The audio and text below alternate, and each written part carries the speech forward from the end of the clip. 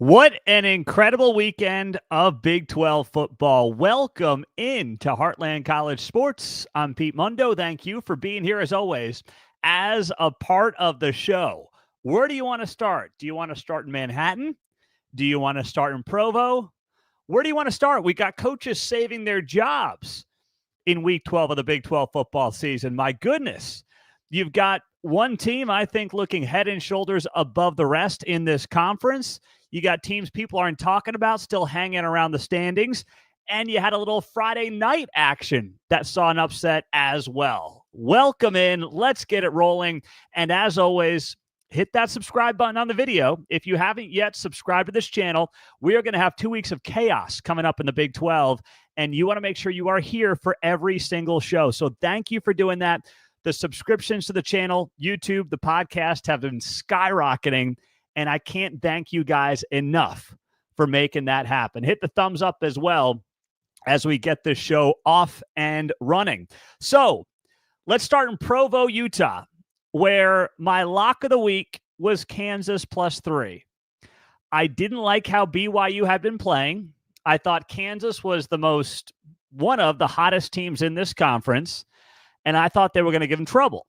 And I love my BYU friends. I love our BYU folks on our message boards. But there was this pushback, and the pushback was nobody beats us at night. Nobody. We don't get beat at home at night in Provo. It doesn't happen. Well, that is what happened on Saturday. And I'm here to tell you that I always thought this was possible, and we saw BYU come back down to earth a little bit.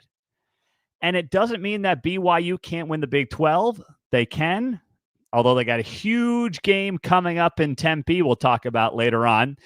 But all in all, this is a Kansas team that is finally starting to look like the team that we thought they could be all season long. They had fourth quarter blown win after fourth quarter blown win, and they lost all these games. And then Jalen Daniels knocked off the rust, got comfortable with the new offensive coordinator. And while he didn't have an amazing night by any stretch, he did do enough, right? And obviously, you look at the end of that game, you look how it played out, and you had a special team special from Kansas that set up the go-ahead touchdown late, and then the defense continued to work a lot of its magic. And that's where I thought really Kansas won this game. It was really indisputable. I mean, the Kansas defense did a very good job the entire night. And it was kind of a bend but don't break style of defense. They got outgained by over 100 yards. They gave up 10 more first downs than they got, right? I mean, all these things that if you just look at a box score, you say, how did BYU lose this game at home? Well, the turnovers, especially the key one that turned this game around, obviously was a big factor in this game. And then you just look at KU locking down defensively when they needed to. And that is ultimately what got them this win on the road over BYU. And of course, you had a defensive line that I thought played pretty darn well for the Jayhawks as well. So overall, this is a KU team that nobody should want to play. And now they get Colorado at home. So this is fascinating. You have Utah, who just played BYU and Colorado back-to-back. And now Kansas plays BYU and Colorado back-to-back. Utah lost to both of them. Will KU split their games? Will they beat both of them? We'll find out next week. It's an old Big 12 North matchup. But this is obviously, if you're looking at this from a Big 12 perspective, there is almost no way the Big 12 now gets two teams into the college football playoff, right? I mean, I think we can all agree on that. It just seems impossible for the Big 12 to get two teams in. At this point, the conversation is going to go as follows. Does the Big 12 champion deserve one of the 4 byes in the college football playoff, or could Boise State take one of those byes and potentially the Big 12 champion be an at-large bid in the college football playoff? Let me just say right now, there is zero way the Big 12 champion should not get one of the 4 byes in favor of Boise freaking State. I mean, that would be such an insult to the Big 12. Now, I wouldn't put it past the committee to do it. But I'm sorry, Boise State's schedule of Hawaii and San Diego State and Nevada and San Jose State, with basically their best game being a loss to Oregon, that is ridiculous to think that you're going to compare that resume and give it a bye over a Big 12 champion like Colorado that, fine, might have a bad loss to Nebraska. But if the whole point of having human beings on this committee is to get beyond the computers and get beyond the numbers, then the human beings should know that when it comes to Colorado in particular, well, a lot of transfer guys, this is a totally different team. They have gelled in a way that a lot of us weren't sure they could gel over the last 2 months. That's what you've seen from Colorado. The human beings, the supposed experts on the college football committee, are supposed to be the ones that know that. And if you put a Boise State team with 1 loss to Oregon over a 2-loss Colorado Big 12 champion, then this committee doesn't know what the hell it's doing and has no business moving forward getting any respect from anybody. I mean, the whole thing is a mess right now because you get all these SEC teams fighting. The SEC thinks it should have like 8 teams in the playoff. I mean, it's a freaking joke when you go look at the SEC. They're all lobbying for why like 4-loss SEC teams should be in the playoff. It is comical. It was also very predictable the second this thing expanded to 12. Okay? But the BYU loss does solidify almost any chance the Big 12 can get 2 teams in. And here's the thing. I'm okay with that because I'm not convinced the Big 12 has 2 teams who are going to be able to compete at a high level in this thing. And I'd rather be in a situation where the Big 12 gets 1 team in that can actually compete. And it might be BYU. It might be Colorado. It might be Arizona State. It still could be Iowa State on the outside looking in. But I'd rather us get behind 1 team who's got a shot to make some noise in this playoff than put multiple teams in there and they all get blown out. That would not be a good look at this point for the Big 12. So that's why I'm okay with how things played out. And my fear with BYU is that they were playing with fire for a while. They're good. Do I think they're top 4 in the country good? No. I don't think Indiana's top 4 in the country good. I think that they have gotten away with being really good teams who have exceeded expectations, who also had favorable schedules. And there's no need to apologize for that if you're a BYU fan. And I know you're going to tell me about strength of record and all these different things, but I'm just looking from the outside here and saying, okay, all in all, you stack up the schedules. Do I think BYU and Indiana are legit top 5 teams in the country? I didn't last week. But they kept winning, so you couldn't take anything away from them, right? Well, now you have a home loss to Kansas, who's playing better and is one of the most dangerous teams in the Big 12 over the final 2 weeks of the season. And the big thing for BYU right now, and this has been something that I think we've wondered for quite some time, is I just want to make sure that that offense can keep humming. You saw a lot of issues in the first half against Utah. You saw it all night against Kansas. So they've had these moments where the offense just isn't clicking. And you're going to have to make sure that there is consistency on that side of the ball over these last couple of weeks and potentially into a Big 12 championship game. I'm Pete Mundo on Heartland College Sports. Thank you guys, as always, for being here as a part of the show. So let's go to Manhattan, Kansas. That is where Arizona State beat Kansas State 24-14. On Saturday. And my goodness, Forks Up is right. Congratulations, Sun Devils. You guys, combined with the BYU loss, are in the thick of the Big 12 title race. You heard that right. Arizona State, in case you did not know, controls its own destiny to a Big 12 championship game. If they beat BYU and they beat Arizona, they are 7-2 in the Big 12, and they are in. That is truly amazing when you think about Arizona State and how they were picked to finish dead last in the Big 12. They were picked 16th out of 16 teams. No one thought they'd win a game. 3 last year. Kenny Dillingham trying to figure out everything. He's 34 years old. Look at him now. They are in prime position.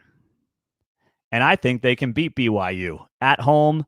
Cam Scatterbo is back, is healthy, and you saw the difference in this offense on Saturday night. He wasn't there for the last game, of course, against UCF. They still got the win. But he's obviously one of the best running backs in the Big 12, and it wasn't about him having a huge night. He had, 70-some-odd rushing yards, 40-some-odd receiving yards. But just his presence opens things up for Sam Leavitt, opens things up for the rest of that offense. And, man, is it a heck of a lot of fun to watch. It just has a different level of pizzazz to it, a different level of confidence to it when you've got Cam Scatterbo in that lineup for the Sun Devils. And that makes him one of the most valuable players in the Big 12, hands down. And they go on the road to one of the toughest places to play in the Big 12, Bill Snyder Family Stadium, and they sucked all the energy out of that stadium in the first few drives. Now, Kansas State was its own worst enemy, and they've got a lot of problems right now. Avery Johnson is not getting better. In fact, I would argue he has regressed as a passer, but also credit to Arizona State, right? I mean, we all talked about how Avery Johnson didn't look good. How about some credit for the Arizona State defense and what they did to make Avery Johnson uncomfortable in this game? They picked him off on the opening drive. There was a fumble a few drives later. They're scoring touchdowns. They're taking advantage of those early turnovers. And I know that Kansas State fans want to go nuts over that defensive holding penalty on Arizona State's first drive. Watch that game and tell me how Kansas State's winning it. Sure, the defense played better in the second half. That kept them in the game for sure. But my goodness, Kansas State just kept blowing off its toes one at a time. And then the special teams U moniker feels like it's all but gone for this program right now. You can point to multiple games now this season where the special teams have killed Kansas State. BYU, Houston, and then Saturday night stand out to me. The missed field goal to try to make it a one-score game late when there's 2 minutes left, you've got all three timeouts, you're still in the game, and your field goal kicker pushes the field goal wide right, but he pushed it wide right because the snap was bad. And then he had to kind of pause for a second because the holder had to get his act together. You cannot make that game on Saturday about the refs. And I'm not hearing a lot of that from Kansas State fans, but there was some of that early on. And that is something that right now you can't listen to. Kansas State has itself some issues. It was weird after the game listening to Chris Kleiman. He starts tearing up as he talks about letting his guys down and how it's been a tough couple of weeks. And there's a lot of speculation out there as to what that means and what that's all about and why he was overly emotional. And I'm not going to get into it because it would just be speculation right now. I'm just telling you it's there. But there are two trends that continue to go against Kansas State and Chris Kleiman. If you take out the COVID year, K-State is 2-5 coming off a bye week. He's like the antithesis of Andy Reid with the Chiefs, who's never lost out of a bye week in 10 years or something crazy. And they've lost 8 games as a favorite of a touchdown or more since 2019. They were favored by 8 or 8.5 points in this game. So that is their 8th loss since 2019 when favored by a touchdown or more. That's a bad data point for Chris Kleiman to have on his resume with this team.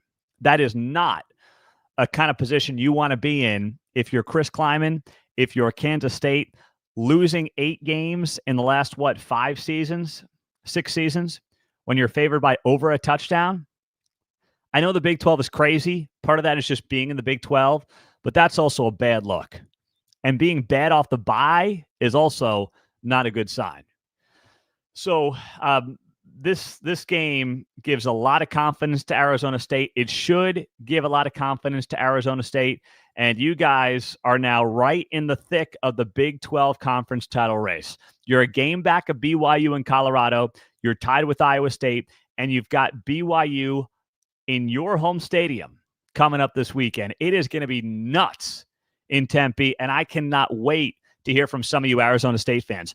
We have some, but I'll say this, we need more Arizona State fans on the Heartland College Sports forums. So we've got a lot of, great Big 12 fans on the forums. We need some more Arizona State love. We've only got a few of you guys, so make sure you head on over to the Heartland College Sports forums. Join us over there. We're just having a good time chopping it up with fellow Big 12 fans. Maybe, you'll have some BYU folks heading down your way this week. Give them some advice on places to eat, what to do, things like that. But we'd love to see more of you guys over on the forums, which are really starting to pop with 2 weeks left in the regular season. So incredible win. A lot of questions for Kansas State. Avery Johnson, once again, needs to figure things out. He was all over the map, missing passes left and right. And Arizona State, one thing I want to say about Arizona State, that defense does not get the credit it deserves. That defense has done a damn good job all season, and it's an underrated defense that is not going to knock your socks off. You're not going to sit there and say they've got stars at every level, but man, they're damn good. And they've done an excellent job, especially in key spots when they need to, making big stops, making their opponents uncomfortable. There is sometimes a bend but don't break attitude to it. But man, it has been really fun to watch this program under one of the great young head coaches in the entire sport develop, get better, get more confident week after week. And the best part, if you're an Arizona State fan, your head coach is an alum. Because if not, there would be a one-way ticket out of town. But I think you've got, obviously, an amazing chance to keep this guy. And if Kenny Dillingham hangs around Tempe for years to come, I'm telling you right now, Arizona State can be one of those top 2 or 3 teams to beat year in, year out in the Big 12 if this guy hangs around and keeps building this program from the ground up. He's got the energy. He's got the smarts. He understands what's going on when they got the bowl eligibility. What did Kenny Dillingham say? Donate to our NIL. The dude just gets it. And it is so fun to see. If you're an Arizona State fan right now, you've got to be pinching yourself a little bit at what's happening with your football program as it just won its biggest game in well over a decade on Saturday night at Kansas State. So these are great times. Thank you guys for being here as a part of the show. We'll keep it rolling on Heartland College Sports. Next, let's go to Utah at Colorado. Colorado blasted Utah 49-24. It was a 10 a.m. local time kickoff at Folsom Field. Big noon kickoff was there. And I'll tell you what, this is the best team in the Big 12. I got a lot of crap from some of you when I put Colorado at number 1 in my power rankings. And you said, well, BYU's undefeated. I said, I don't care. That's not how I do power rankings. I do them based off what I see. Yes, it's a subjective eye test in large part. I readily admit that. That's why my name is on the power rankings. But I've been watching this Colorado team get better and better and better with not just great star power, but also a lot of depth. A defensive line that's tops in the Big 12 in sacks, that gets after the quarterback. And that was once again outstanding in all facets of the game on Saturday. 4 sacks, 9 tackles for loss. They're down 3-0 early after an early interception by Shadur Sanders. And it doesn't matter. They get the job done. They're not flustered. They go out there, they score a couple of straight touchdowns, and they never look back. They're off to the races. They get a huge win at home. They crush Utah. And after the game, Kyle Whittingham says what? That's the best team we played all season. 1 week after he plays BYU. Some of you might say that that's Whittingham just tweaking his rival at BYU. I didn't think so. I thought it was a guy who was looking across the sideline at Deion Sanders, at that team, at that program, and saying, this team's got it top to bottom right now. And they do. This is the best team in the Big 12. This is the favorite to get to the college football playoff out of this conference. This team deserves to be the favorite to get to the college football playoff out of this conference. They've got the best player in America in Travis Hunter, 2-way star, played every snap until the final 2 minutes of this game. And he was doing things that, listen, have not been done in a couple of decades in this sport. Heck, he was doing things that hadn't been done in 24 years at any level of college football. It was amazing to watch. I want to make sure I have this data point right for you here, but let me make sure I got this right. All right. I want to make sure I have it right for you because I had it the other day and I said, let me just cross-reference this. Here we go. You ready for this?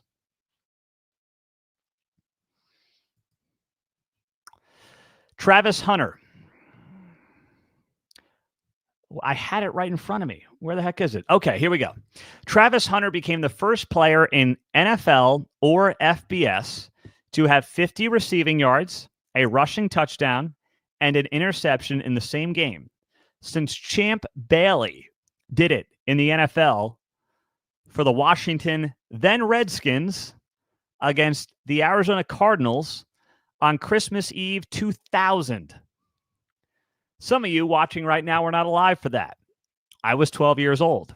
I remember Champ Bailey. Some of you may not. That's okay. It's been 24 years since anybody did what Travis Hunter did in the NFL or at the FBS level. That is amazing. This guy should win the Heisman Trophy, and it should not be close. I don't want to hear about the Boise State running back. I don't want to hear about some overrated SEC quarterback. Travis Hunter is the Heisman Trophy winner. And barring some kind of collapse the last 2 weeks, there is no way you can take this thing away from him. And it's not even up for debate. I know we like to debate these things. It's all about the hot take and why you can make the case for fill in the blank. There is no case to make for anybody else outside of Travis Hunter. And Saturday was another example of that with the way he played on both ends for Colorado. And once again, when they went down 3-0, I said, okay, I want to see how they react. And what do? They come back 5 plays, 60 yards, score a touchdown. It was, that first touchdown was to Will Shepard for 30, 40 yards from Shedeur Sanders. Then they get a punt return for a touchdown on the very next drive. And it's like, man, this team did not bat an eye. Being down 3-0 against a Utah team that I know was bad and is bad, but still, they had known from the Pac-12. Utah has been one of those top programs in the Pac-12. They've been a part of that for the last several years together. So I just thought, maybe there's a chance. And I will say this. I was watching the live odds on DraftKings during the game. I shouldn't have said DraftKings because I'm trying to get somebody on here to sponsor the show who's in the sports betting world. So I'll go wherever, by the way. I've got all the apps. I just so happened to be in the DraftKings app on Saturday when I looked up the in-game odds because it opened up at Colorado -13. After that interception, not after the field goal, after the interception, the live in-game odds moved to Colorado -7. That was before Utah even scored. I mean, I couldn't believe it. If you want to move it to 10, maybe I get that. They moved it a full touchdown after an interception, which told me, oh my goodness, everyone's kind of overreacting to what happened here with one play to open up the game. And it proved to be an overreaction because Colorado basically doubled the original spread, which was -13. So pretty amazing stuff. And I will give you this real quick shameless plug as well. And that is I just mentioned somewhat tongue-in-cheek, but the sports betting sponsors. But now that this show is reaching hundreds of thousands of you every month, we have had interest when it comes to sponsors coming on. I want to keep everything free at Heartland College Sports. That's very important to me. But it does mean we need some sponsors to join us. To help keep growing the site, growing our platforms. We want to keep doing things that provide great content for Big 12 fans. So if it's you or you are someone who's in any industry that wants to join us and get your brand in front of an incredibly rabid fan base here that watches and consumes a lot of Big 12 content, just reach out to me, Pete Mundo, MUNDO, at heartlandcollegesports.com. And we'll just, chop it up, kick off a conversation and see where it leads us. That's what it's all about here. That's all we want to do. Everybody wins. That's the end game here with this. But congratulations, Colorado. They now control their own destiny to get to a Big 12 championship game and get to a college football playoff. They have to win out. Now, they've got to go to Kansas this weekend, which is now a very tough game. And then they end the season on Black Friday against Oklahoma State. So that is going to be, unfortunately now, a cakewalk probably. But going to Kansas and getting a win, that is not going to be easy this weekend by any stretch of the imagination. Meantime, you look around the conference. What have we not talked about yet? Oh, let's do this game. Iowa State, Cincinnati. Iowa State wins it 34-17 over the Bearcats. So I know a lot of Iowa State fans were just very frustrated with that first half, and I don't blame you. Okay? You've got Jalen Noel and you've got Jaden Higgins, arguably the best 1-2 punch at wide receiver in the Big 12. Now, Colorado may make that claim, but either way, it's up there as one of the best 1-2 punches in the entire Big 12 at wide receiver. However, they were not really utilized in that first half. I don't get it, but they finally woke up the offense in the second half, started throwing the ball a little bit, and it's amazing what happens when you actually, throw the ball around the field. And you saw that on the opening drive of the second half. All of a sudden, there's Higgins, there's Noel. It's like, okay, there you go. There you go. I mean, this is what we want to see from you, Taylor Mosier, the Iowa State OC. Throw the ball around, baby. You got a great pair of wide receivers. I know you want to establish the run, and how much of that comes from Campbell, top down, I don't know. But there was no reason to mess around and not be throwing the ball right out of the gates. There was just no reason for it. I mean, you were in a position to do it. You're home, and you're going up against a Cincinnati team that's been, decent against the pass. Decent. I'm not going to call them outstanding by any stretch, but decent. But who cares? Make them stop you. And then if you got to go to the run after that, fine. But I know you want to establish the run, but this team is built with those wide receivers. And by the way, not having a very good run defense this year, this is not the Iowa State team that's going to win the 10-7 game.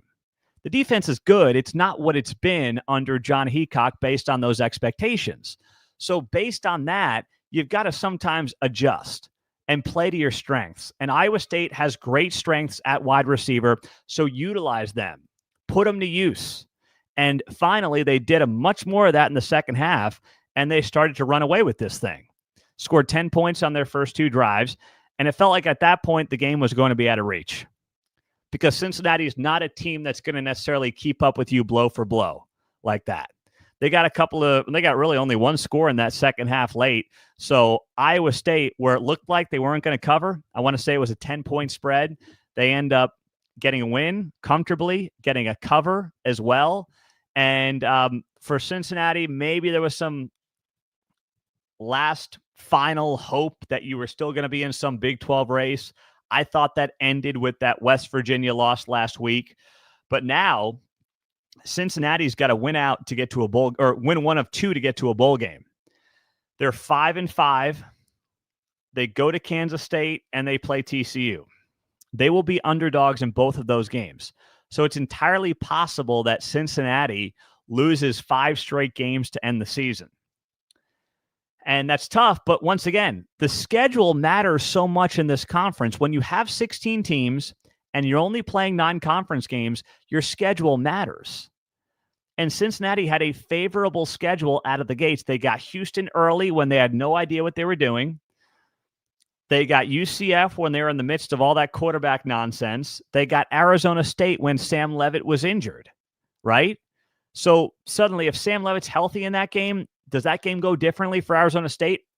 I don't want to take anything away from Cincinnati, but I don't think they win by 10 points if Sam Leavitt's healthy, right? Maybe you feel differently. I don't think they win by 10 points if Sam Leavitt's healthy in that game. So now you've got this team that's lost to Colorado, West Virginia, Iowa State, and now K-State and TCU coming up. And if you're Scott Satterfield, man, you really want to get that win, because if you get one win, you get to a bowl game, you are coasting into next year. If you end this year on a 5-game losing streak and you miss a bowl game as a result, if they're being 5-2, a lot of people are going to keep wondering after year 2 whether or not you're the guy. And you're going to have to deal with that all off season if you're Scott Satterfield. So he really wants a split here over the last couple of weeks, but it is going to be tough. Like really tough for Satterfield. Meantime, Iowa State is in contention for a Big 12 title game appearance, but they need some help. They do. They're 5-2. They got to win out at Utah and then home to Kansas State to get to 7-2 in Big 12 play. And they're going to have to get some help along the way because BYU and Colorado are both 6-1. So one of them or both of them have to lose at some point, and then you get into the mess that is Big 12 tiebreakers, and we will cover all that and more this week on the website at heartlandcollegesports.com. So that's where you want to find all the tiebreaker information. Every single week we are updating you on those tiebreakers. That way you can tell what the path is for your team to get to the Big 12 championship game. But this is how it goes right now. This is how the conference is set up with 16 teams. It's a mess in every Power 4 league, ACC, SEC, Big 10 to a lesser extent right now looking at the standings. But they all have to go through the tiebreaker process, and it's going to leave potentially one or multiple teams very unhappy with how these conference championships play out. On the YouTube channel, Pete, say it. Say forks up. I can say forks. I think I said forks up already. If not, forks up, baby. Let's go. Okay, I'm all about it. Are you kidding me? This is the most exciting storyline in the Big 12 right now. Forks up all day, every day. I got to get my sorry butt out to Tempe pretty soon for a game. That's what I've got to do. My goodness. I'm all about it. Yes, forks up. Sign me up. Now, you guys got to show up and show out to that BYU game this weekend. That place is going to be lit. And, who had, just real quick note, who had BYU at Arizona State Week 13 in the Big 12 as that game that you circled on the calendar as like must watch, huge game in the conference? Don't lie, none of us did. Yet here we are. That is why they play the games. As a former Arizona State coach infamously said when he was with the New York Jets, Herm Edwards, oh, did I just spoil the entire show for Arizona State fans by saying that name? I'm sorry. Just having fun here. That's all.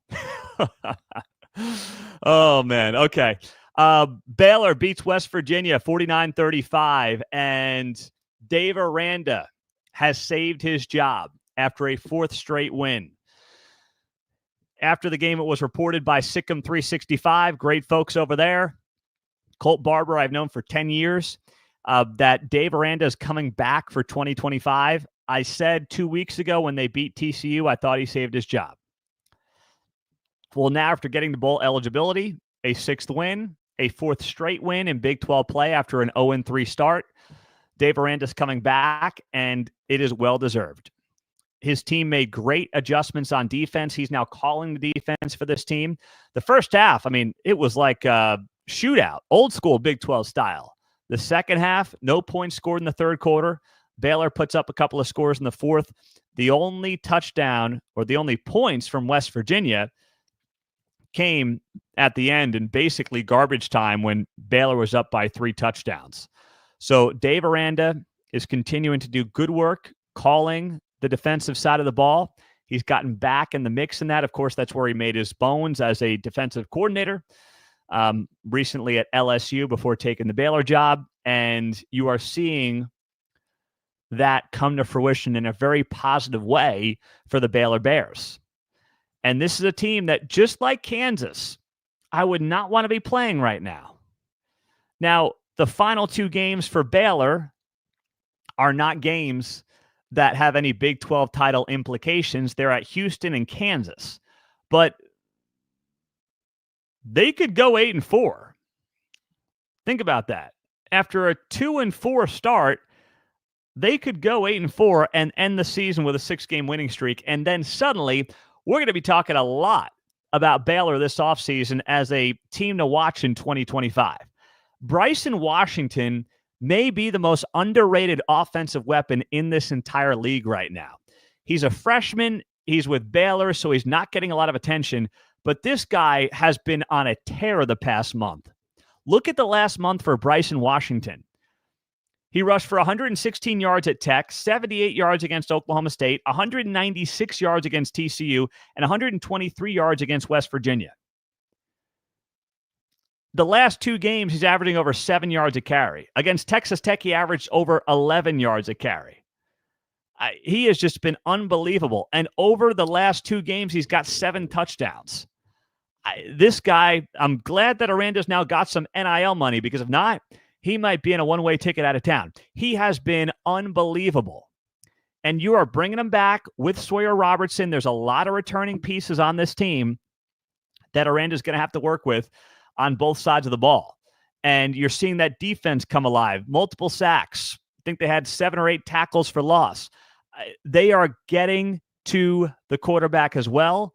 They are getting in the backfield, and it was smart for West Virginia to start Garrett Green. I didn't think that Green was going to play. I thought they were going to stay with Nico Marchiol. But the one thing that Green does, if you're not prepared, is he's got the ability in the running game that Marchiol does not. And considering Baylor didn't know who was going to play quarterback, they might have leaned towards Marchiol. Green gives you those wheels. But the problem for Garrett Green is that he has not developed as a passer. It still feels like I'm watching the same guy from 2 years ago, where he can be creative when a play breaks down. He's got good legs. But in the end, you've got to be a better passer in this conference to win at a high level. And Garrett Green has not developed enough as a passer. And, he doesn't have great weapons at wide receiver, but they're good enough where he should be playing better than he does when it comes to throwing the ball. But he gives you a good dimension in the running game that's tough to prepare for. And that did make it difficult, especially in that first half for the Baylor defense, but they were able to, turn things around in that second half. And now you look at Neil Brown and you say to yourself, is he back in 25? He's got 2 games left. He's 5-5. UCF and Texas Tech. If he loses out and misses a bowl game, and I like Neil Brown a lot, it is going to be tough to justify having him back for another year. It doesn't mean they won't. It doesn't mean he shouldn't. But the sell is going to be much more difficult. So we'll have to watch and see how that plays out. And then we had the Friday night game. This was the one game I missed on my picks. My picks this week, I gave you KU +3. That was my lock of the week. And then I gave you Baylor -2.5.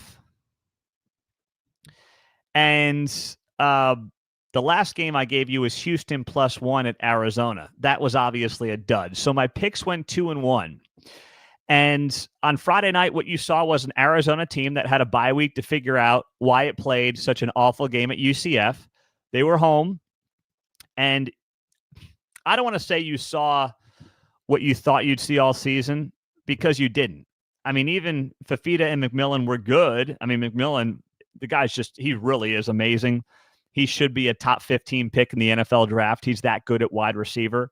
But you just saw an Arizona team that was fresh, that was home, that was comfortable, and a Houston team that's had some great moments, but maybe was feeling itself a little too much after 2 straight wins, coming back at home against Kansas State in the fourth quarter, having a bye week to celebrate it, and they just came out really flat in a game that there's not a lot to say outside of that. Both teams are going nowhere this season. But for Arizona and Coach Brennan, he really needed that thing. I mean, in the worst way. This team had lost 5 in a row going into that game. Now they've got TCU and then Arizona State to end the season. If they win out, they're bowl eligible. If they upset Arizona State's chances to get to a Big 12 championship, Brennan's going to be in a good spot. At least he's going to come back, because I've been seeing the conversation, as many of you have, about whether or not Brennan could get blown out after 1 year. Now, I have not done enough on the deep diving into knowing whether or not that's feasible and possible when it comes to the finances. But the fact that people are even talking about it tells you just how disappointing a season this has been for Arizona. And boy, it has been. Meantime, for Houston, listen, they're exceeding expectations in year 1 under Willie Fritz. And this is what I thought they would do. I had them going, I think, 4-5 in my preseason predictions for the Houston Cougars. Now, trust me, plenty of my preseason picks were wrong. I had Utah and UCF in the Big 12 championship game. So make fun of me all you want. I'm here to take the slings and the arrows. I'm a big boy. I can take it. But I did think that Houston would exceed expectations. And now they close out the season at home against Baylor and then at BYU. They'd have to win out to get to a bowl game. Highly unlikely, but even if it's just a 4-8 year, with what Willie Fritz was working with in year one and some of the wins that they were able to pick up, TCU, Utah, Kansas State, I would call it a successful season because there is not a lot there for Willie Fritz to work with. It feels like year one under Lance Leipold at Kansas in many respects. I'm Pete Mundo. We're Heartland College Sports. I so appreciate you being here as a part of the show. I will end the show with this rant because I just got triggered by this based on a comment I saw on YouTube. So let me end the show here on Heartland College Sports with this rant that is intended for Desmond Howard of College Game Day. Desmond Howard, during the pick section at the end of College Game Day, we wrote about this at heartlandcollegesports.com, said he did not know why they were picking the K-State-Arizona State game. Maybe the dumb son of a gun didn't realize that both teams were 7-2. They were in the hunt for a Big 12 championship game, and the game was airing on his own company's network. That's right, ESPN. This guy has been the biggest dunce on that show for years. And for him to be like, I don't know, I'm not sure what's going to happen. Why are we picking this game? I guess I'll pick Kansas State. The show, which I always loved, has become such propaganda for the SEC and to a lesser extent the Big Ten. The Big 12, they haven't been to a Big 12 game in over 2 years at this point, like a true Big 12 game. The last time they were at one was KU-TCU 2 years ago when KU had that great start to the season. They were in Lawrence for that game. They give less and less attention to the conference. Meantime, Big Noon Kickoff is going to 5 Big 12 games already this season. They are loving the Big 12. They realize the fan bases are engaged. And I get it. ESPN is in bed with the SEC. But don't pretend to cover the sport anymore. Just put the stuff on. Just here's what you should do, okay? Because they also have a pregame show on the SEC network. Just do a dual stream. College Game Day to ESPN and College Game Day to the SEC network. Because it's the same thing at this point. You've got supposedly experts on that panel like Desmond Howard. All the guy does all week is supposedly read about, listen to, and watch college football coverage. And he doesn't know why his own panel is picking K-State, Arizona. The guy's a two-bit huckster. He has been forever. He's the worst part. Well, actually, he's not even the worst part of the show because Lee Corso's half dead, and he's still on the show. I love Lee Corso, but at this point, it's elder abuse what's going on with Lee Corso. Herb Street's amazing. I like Reese Davis as well, and I really like McAfee. If it wasn't for McAfee, I don't think I'd watch that show at all. But McAfee does keep me coming back. I think he's wildly entertaining and smart. But my goodness, between the dunce that's Desmond Howard and Lee Corso being 3 feet under, he's halfway to 6, and then you factor in the Big 12 bias against the conference, it is impossible to watch. Really is. And with that, we're out. I'm Pete Mundo, Heartland College Sports. Subscribe to the channel, please, if you haven't yet. It's going to be a hell of a final few weeks here. And hit the thumbs up on the video as well. That helps us out tremendously. Thank you, thank you, thank you. Leave that 5-star rating and review on the podcast if you haven't yet, Apple and Spotify. Thank you, guys. We're growing because of you. We appreciate you. Have a great day. Go Big 12. We'll talk to you soon.